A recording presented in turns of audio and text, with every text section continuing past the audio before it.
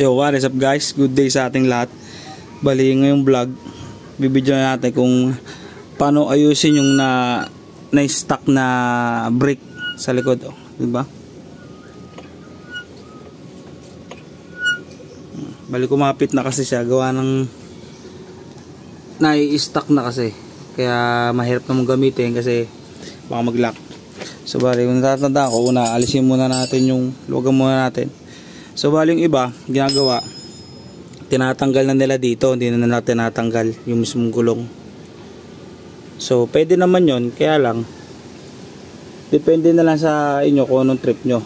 Kasi ako mas gusto ko tanggalin para maluwag, madaling kalasin lahat. 18 range, luluwagan lang.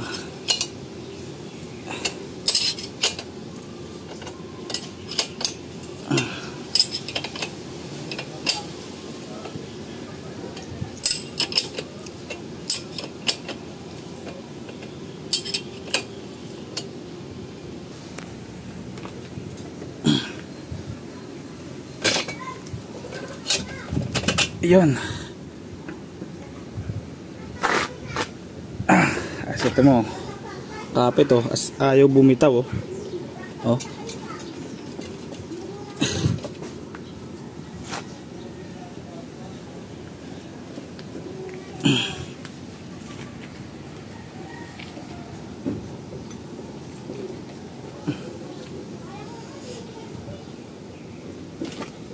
Tutulok muna natin yan. Alisin muna ito.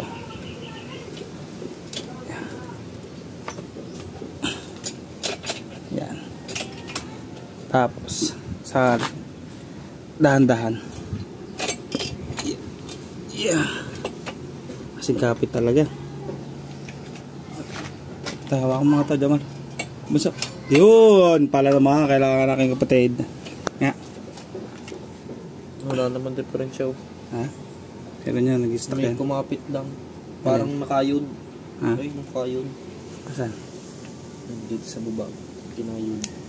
Hindi, stock siya. Ito mo ito yung piston nyo. Kaka dito malalaman. Ito. So, bali sa ganito, para matanggal, kailangan mo natin tanggalan itong bracket. Yan. Para matanggal natin.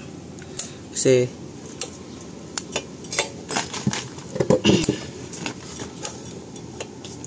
ito kasi problema niya. Ito. Sa ganito kasi nag-stock. Ito kasi problema niya. Hindi na nagpi-play. Ito, yan. Yan. Hindi na siya nagbabounce. So, yun na indication na na-stock na. So, nadumihan na kasi ito, yung lubricant ito o yung grease, yung grasa, natuyo na. Kaya, dumikit na siya. Bali, alisin muna natin yan. Yan, bali, ang gagawin natin, tatanggalin muna natin to para sa brake pad. Yan. Ito, kailangan natin ng 8.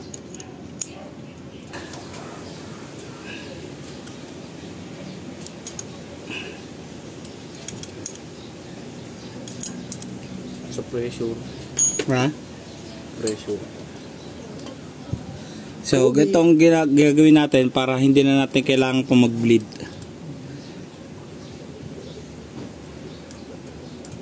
Ibibilid mo rin yan. Hindi na. Ayun, diyan. Yan. So, tatanggalin natin itong dalawang brake pad.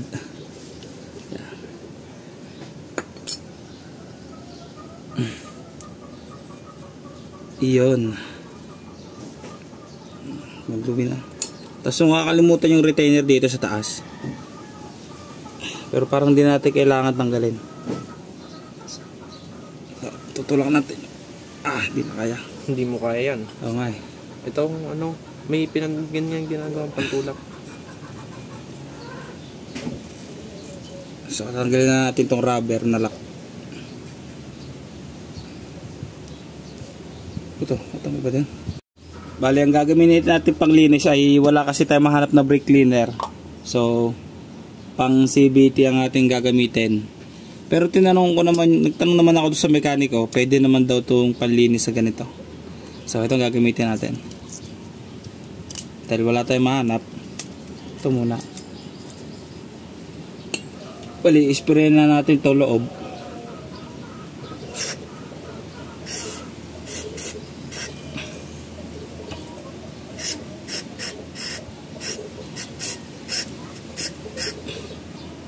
Sa brightness.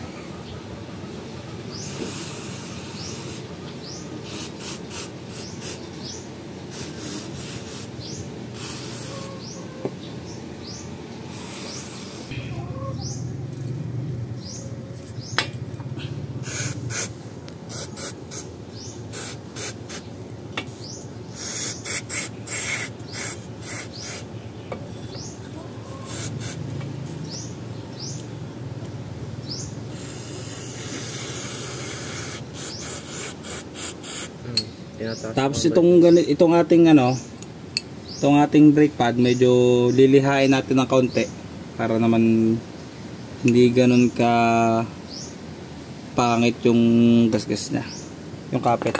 Pero ispray muna natin ng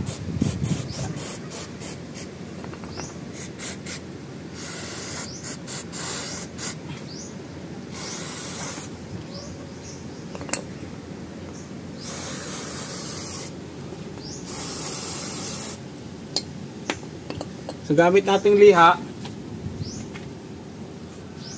Ay yung 1,000 para hindi ganun kagaspang. Para hindi ganun kagaspang yung kaya ng ating brake pad. Hindi ganun magagasgas.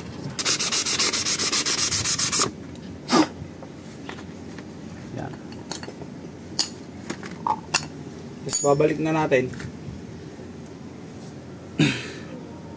Pero bago natin ibalik, lalagyan muna natin ng grasa.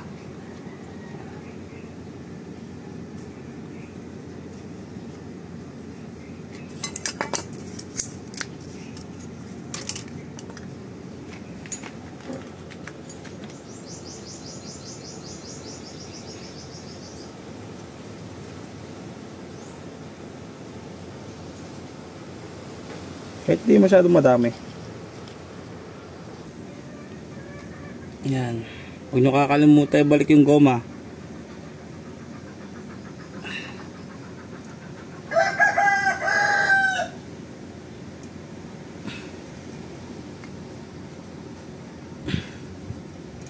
Yun. Lalagyan din natin ng grasa to. Huwag nang masyado madami kasi baka malaglag sa brake pad. Dudulas ang brake.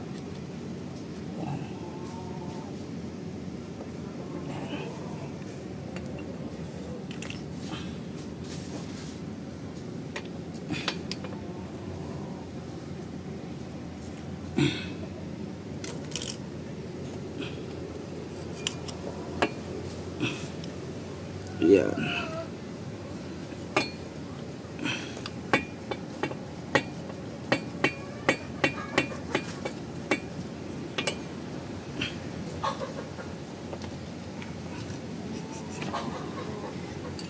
So yun, just ulit 8, yan.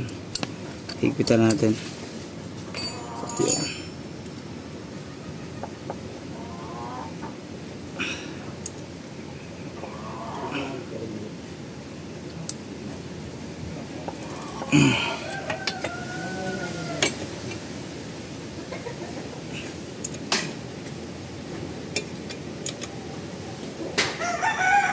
Ayan.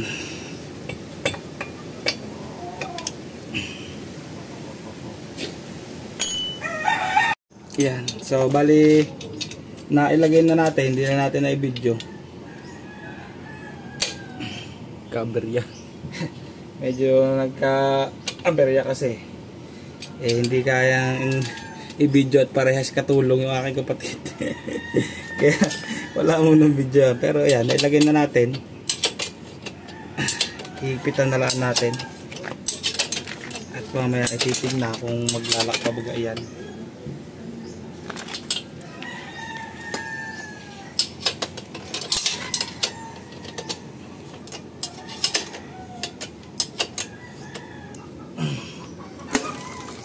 Yun.